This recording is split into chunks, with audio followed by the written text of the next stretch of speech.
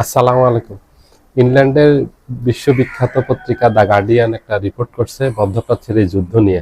সেখানে কার কেমন ক্ষতি হয়েছে, আমেরিকা কেমন ক্ষতি হয়েছে, ইরানের কেমন ক্ষতি হয়েছে, ইসরায়েলের কেমন ক্ষতি হয়েছে, সামরিক একটা চিত্র তুলে ধরছে যে সামরিক খাতে কার কত ক্ষতি হয়েছে। সেখানে গার্ডিয়ান উল্লেখ করছে যে মধ্যপ্রাচ্যে আমেরিকার কে একেবারে অকার্যকর করে দিয়েছে ইরান, বা মধ্যপ্রাচ্যে আমেরিকাকে একেবারে পঙ্গু করে দিয়েছে ইরান। মধ্যপ্রাচ্যে আমেরিকার যত ঘাঁটি আছে তাদের মূল্যায়ন হলো, তারা যে রিপোর্টগুলি পেয়েছে, যে তথ্যগুলি পেয়েছে, সরজমিন প্রতিবেদন যেগুলি পেয়েছে সেগুলি প্রকাশ করছে যে মধ্যপ্রাচ্যে সৌদি আরব, আরব আমিরাত, Qatar, Kuwait, Oman, Bahrain, Iraq, Jordan, এই 8টা দেশে আমেরিকার যত ঘাঁটি ছিল সবগুলি ধ্বংস করে দিয়েছে এবং অকার্যকর করে দিয়েছে। এই ঘাঁটিগুলিতে আর আগামী কয়েক বছরের ভিতরে আমেরিকা কোনো ধরনের কার্যক্রম চালাতে পারবে না, কারণ এগুলিকে যদি আবার পুনরায় এগুলি সচল করতে হয় তাহলে কয়েক বছর সময় লাগবে। এত ব্যাপক ক্ষতিগ্রস্ত হয়েছে।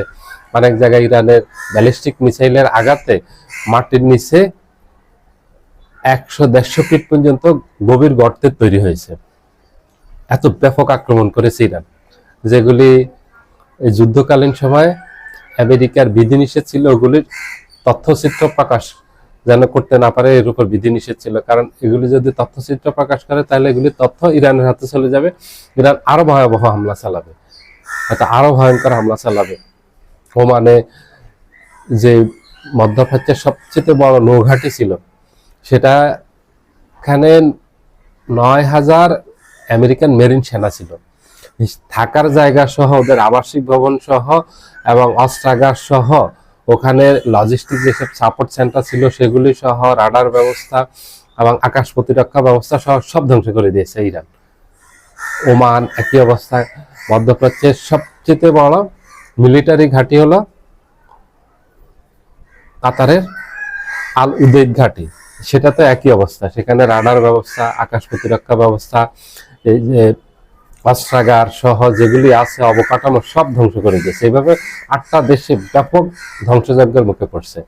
তো ডোনাল্ড ট্রাম্প যে আশা করেছিল যে খুব সহজে ইরানকে পরাস্ত করতে পারবে, পরাজিত করতে পারবে, 1-2 দিনের আক্রমণে ইরান পরাজিত হয়ে যাবে, এরপর ইরানের সরকার ব্যবস্থা ভেঙে পড়বে, সেখানে নিজেরা তাদের পুতুল সরকার বসিয়ে ইচ্ছা মতো ইরানকে নিয়ন্ত্রণ করবে, নিয়ন্ত্রণ করে ইরানের তেলের নিয়ন্ত্রণ নিবে, গ্যাসের নিয়ন্ত্রণ নিবে, এগুলি লুটপাট করে খাবে এবং ইরানে তাদের সামরিক ঘাঁটি করবে। মধ্যপ্রাচ্যের সকল দেশে আমেরিকার সামরিক ঘাঁটি আছে, শুধু ইরানে নেই। ইরানে মধ্যপ্রাচ্যে কোনো আমেরিকার সামরিক ঘাঁটি নেই, ইরানে তারা ঘাঁটি করবে।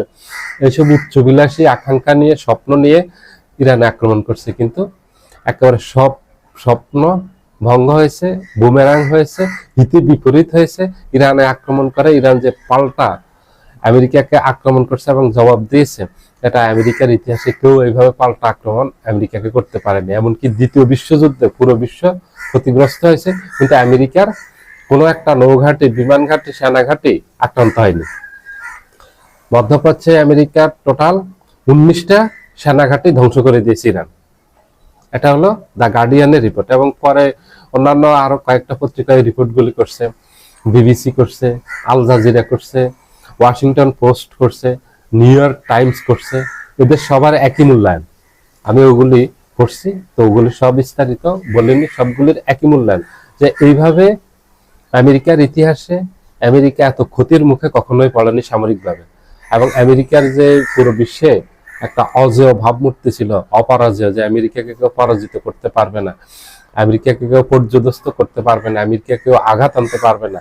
এই যুদ্ধের মাধ্যমে আমেরিকার এই অজেয় ভাবমূর্তি পুরো ধ্বংস হয়ে গেল, এবং ইরানের কাছে আমেরিকা যে পরাজিত হলো এই লজ্জা আড়াল করতে পারেনি, এটা পুরো বিশ্বের কাছে প্রকাশিত হয়ে গেছে, এটা গোপন করতে পারেনি। কারণ এই যুগে আর এগুলি কোনো কিছু গোপন রাখা সম্ভব না। সকল কিছু সামাজিক যোগাযোগ মাধ্যমে, বহু মাধ্যম আছে সামাজিক যোগাযোগ মাধ্যম, ফেসবুক আছে, ইউটিউব আছে, টুইটার আছে, ইনস্টাগ্রাম আছে, এক্স আছে, অনেক আছে, এগুলিতে সবকিছু প্রকাশ পেয়ে গেছে। আমেরিকার কি ধরনের ক্ষতি হয়েছে, ইরানের কি ধরনের ক্ষতিগ্রস্ত হয়েছে সামরিকভাবে, ইসরায়েল কত ক্ষতিগ্রস্ত হয়েছে। এখানে শুধু আমেরিকা ক্ষতিগ্রস্ত নেই, ইসরায়েলেরও ব্যাপক ক্ষতি হয়েছে, ইরানের ভিতরে ব্যাপক অবকাঠামোগত ক্ষতি হয়েছে, সামরিক ক্ষতি হয়েছে। কিন্তু তারপরে ইরান কিন্তু টিকে আছে, ইরান কিন্তু যুদ্ধে নতি স্বীকার করেনি, পরাজয় স্বীকার করেনি এবং যুদ্ধবিরতিও চায়নি।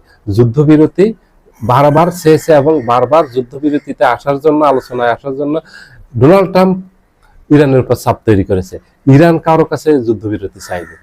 এটা হলো পরাজিত পক্ষই আলোচনার প্রস্তাব দেয়, আর বিজিত শক্তি কখনো আলোচনার প্রস্তাব দেয় না। এটা পুরো বিশ্ব জেনে গেছে। এখানে ডোনাল্ড ট্রাম্প, আমেরিকা পরাজিত হয়েছে, ইসরায়েল নেতানিয়াহু পরাজিত হয়েছে, তাদের দোসর যারা ছিল, মিত্র যারা ছিল, তারাও এখানে পরাজিত হয়েছে।